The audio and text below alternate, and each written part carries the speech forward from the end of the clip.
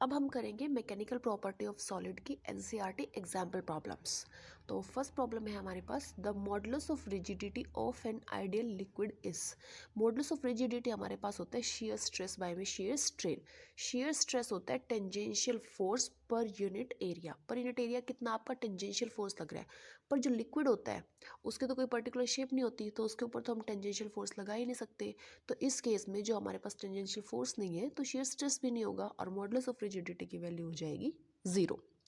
Next है, the maximum load a wire can withstand without breaking when its length is reduce to half of original length. इसने बोला maximum load एक wire कितना ले सकती है, हमने उसकी लेंथ को क्या कर दिया, हाफ कर दिया। तो देखो जो स्ट्रेस होता है किसी भी वायर पे वो कितना होता है, मैक्सिमम लोड पर यूनिट एरिया। ठीक है, वो किस पे डिपेंड नहीं करता, वो लेंथ पे डिपेंड ही नहीं करता उसकी कितनी लेंथ है, क्योंकि जो एरिया ऑफ क्रॉस सेक्शन होता है ना उस पे डिपेंड करता है। अगर हम वायर को हाफ काट रहे हैं तो उसके एरिया ऑफ क्रॉस सेक्शन पे कोई फर्क नहीं पड़ रहा। नेक्स्ट है, the temperature of a wire is double the young modulus of elasticity will be. हमें पता है जैसे ही हम किसी चीज़ का टेम्परेचर है उसको इंक्रीज करेंगे तो उसकी जो लेंथ है वो भी क्या कर जाती है, इंक्रीज कर जाती है। यानी कि लेंथ में जो इंक्रीज हुआ है उसकी वजह से जो चेंज हुआ है लेंथ के अंदर वो भी क्या हो जाएगा, ज़्यादा हो जाएगा।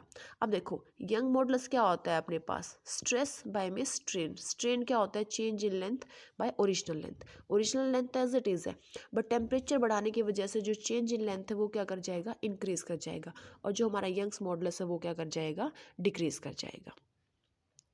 नेक्स्ट है, a spring is stretch by applying a load to its free end. अगर कोई भी एक स्प्रिंग है हमारे पास, ऐसे करके कोई भी एक स्प्रिंग है, हमने क्या किया, उसके फ्री एंड पे लोड लगा दिया। फ्री एंड पे लोड लगाने के बाद क्या होएगा, इसके अंदर एक्सपेंशन भी हो जाएगा और उसकी जो शेप है वो भी चेंज हो जाएगी। यानी कि इसका जो एंगल था वो भी क्या हो जाएगा, हमारे पास चेंज हो जाएगा। तो इस केस में हमारे पास लॉन्गिट्यूडनल और शेयर दोनों के दोनों क्या आ जाएंगे, स्ट्रेस स्ट्रेन आ जाएगा इसके अंदर। ओके, ये देखो इनिशियल स्टेज ऐसी थी, फाइनल ऐसे हो जाएगी, चेंज आ गया लेंथ में। लॉन्गिट्यूडनल कौन सा होता है हमारे पास, जिसमें एक्सियल डिफॉर्मेशन होती है, और शेयर जिसमें एंगुलर लिफ्ट आती है लेयर्स के बीच में। तो एंगुलर लिफ्ट भी आ जाएगी लेयर्स के बीच में, पहले कम था फिर क्या हो जाएगा, ज़्यादा हो जाएगा, और लेंथ में तो चेंज आ ही रहे। नेक्स्ट है, a rigid bar of mass m is supported symmetrically by 3 wires each of length l। ऐसे कोई भी एक रिजिड बार है जिसको हमने 3 वायर्स पे रखा, इस पे क्या बोलते हैं, 3 वायर्स के ऊपर रखा हुआ है। 2 कॉपर की वायर है और बीच वाली एक किसकी वायर है, आयरन की वायर है।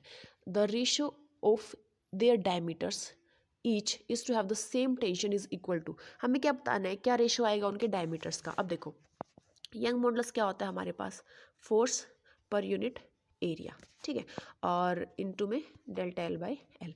अब एरिया हमारे पास क्या है इसका, ये हो जाएगा हमारे पास पाई आर स्क्र, रेडियस के टर्म्स में, डायमीटर के टर्म में क्या आ जाएगा, डी स्क्र बाई 4। तो अब ये क्या आ जाएगा, डी स्क्र के इन्वर्सली प्रोपोर्शनल आ जाएगा। यानी कि Y of iron by Y of copper क्या आ जाएगा, diameter of copper by diameter of iron इस पूरे का होल स्क्वायर। और कॉपर बाय आयरन करेंगे तो यहाँ से स्क्वायर कैंसिल होके क्या आ जाएगा, अंडर रूट आ जाएगा।